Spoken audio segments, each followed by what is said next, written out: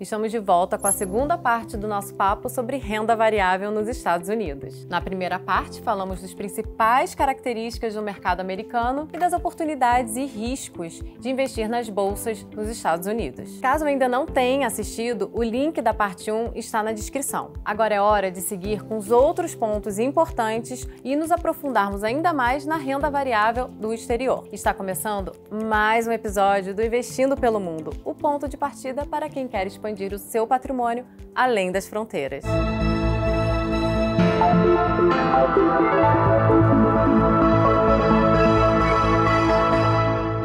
Vitor, muito obrigada por ter topado essa continuação do papo, parte 1. Não tinha como não trazer você aqui de novo para a gente continuar falando aqui. Obrigado vocês pelo convite. Fala de renda variável, não tem como falar de S&P 500. Você já falou o que ele é. Por que ele é tão importante, tão relevante, Vitor? Tem várias razões, Carol. Uma delas, obviamente, é porque diariamente, e dado que nos Estados Unidos uma parcela muito grande da população tem investimento em bolsa, 60% da população em geral tem investimento em bolsa, a performance de uma cesta de ações, de um índice de ações, é basicamente entendido se o dia está positivo ou negativo para aquelas ações. Então, te abre os noticiários, abre Bloomberg, CNBC, CNN no Brasil, outros canais também. A gente vê o índice como uma proxy de como está a performance das ações e dado que o S&P é o maior índice, é o mais famoso, ele é comumente também mais utilizado. Então, de maneira geral, é uma maneira que você tem para entender como está o mercado acionário em determinado momento.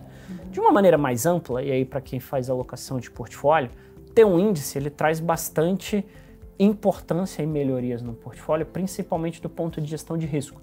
Porque há uma ou duas perguntas atrás, a gente estava falando um pouco de risco sistêmico e risco idiosincrático. Sim. Quando você investe em 500 empresas, você consegue diversificar uma parte do seu risco, que é o risco idiosincrático. E aí você ficar só no S&P 500, você conseguiu investir numa cesta de ações bastante diversificado, com atrelado bastante à macroeconomia, à capacidade de inovação daquela bolsa de ações e não só a um caso específico. Se nessas 500 empresas, uma empresa performar muito mal, a performance ruim do teu portfólio ela vai ser muito pouco machucada. Por outro lado, também é verdade que se uma só empresa for muito bem, você também acaba não tendo essa performance como um todo. Mas do ponto de vista de alocação, faz bastante sentido ter essa diversificação do risco idiosincrático em índices. E aí, pegando um outro gancho dessa sua resposta, a gente falou, né, a gente está explicando aqui a classe de ativos renda variável. Sim. A gente entrou aqui num termo, S&P 500, e aí você já falou da questão do índice, da diversificação. Vamos falar de forma prática agora, e que é muito importante, as pessoas acham assim, renda variável, eu vou investir em ação, né? Mas existem outros instrumentos para investir na renda variável. Vamos colocar aqui quais são os principais instrumentos, né? Você pode investir através de um fundo, você pode investir através de um ETF, você pode investir através de ação, direto de uma ação. Vamos falar desses três aí e explicar que através desses três dá para investir em renda variável, não é isso? Não, exatamente isso, Carol. Acho que esses são os três principais maneiras de você ter uma exposição à renda variável. Além disso, você ainda tem exposições que você pode fazer de maneira geográfica, setorial também. Então, acho que para todo mundo que está assistindo a gente, dá para imaginar, você pode investir diretamente no S&P 500, mas ao invés de investir só no S&P 500, você pode investir só nas empresas de tecnologia do S&P 500.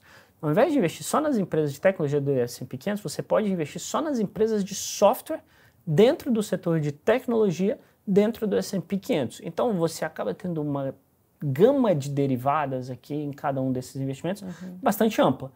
Essa é a parte de índices.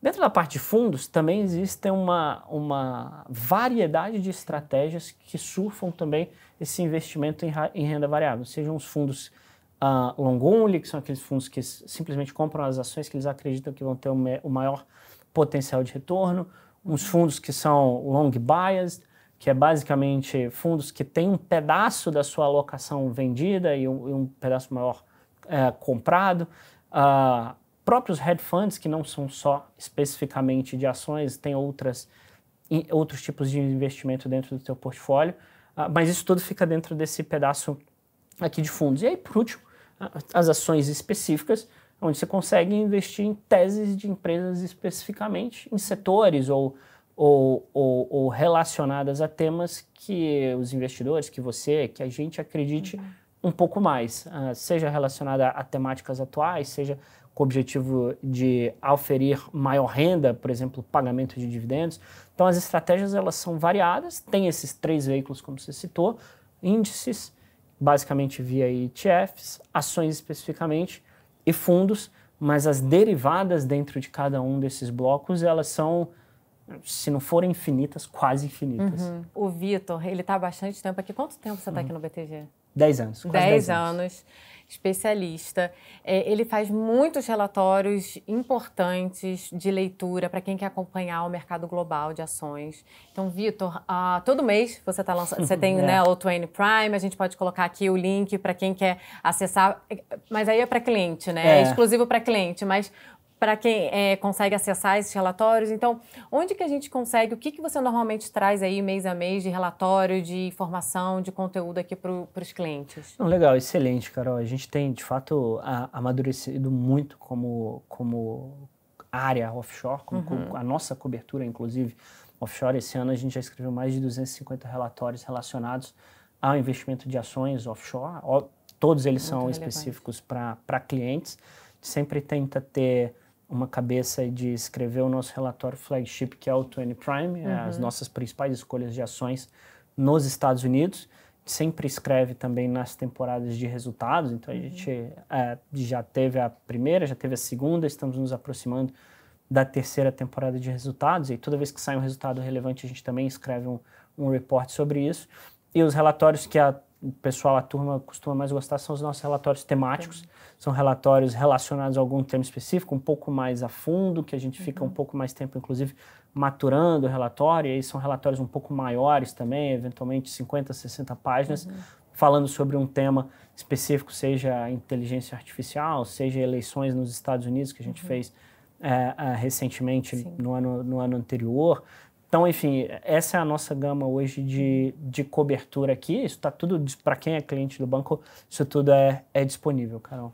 Que o nosso objetivo aqui é trazer informação, conhecimento, né, para o cliente estar tranquilo na hora de investir, os nossos clientes. E aí eu venho trazendo aqui também no Investindo pelo Mundo informações, subsídio para você ficar tranquilo e investir lá fora, investir em renda variável, né, ver as vantagens. Então, por isso que eu estou trazendo aqui, eu não trouxe qualquer um, trouxe um expert aqui de ações. Então, Vitor, obrigada. Foi um prazer ter você aqui. Obrigado você pelo convite, Carol. E se você quer começar a colocar todos esses aprendizados em prática, aproveite para abrir as suas contas internacionais aqui no BTG. Com elas, você acessa os principais ativos globais, tanto em renda variável quanto em renda fixa, que inclusive também vou trazer esse tema aqui. Gostou do conteúdo?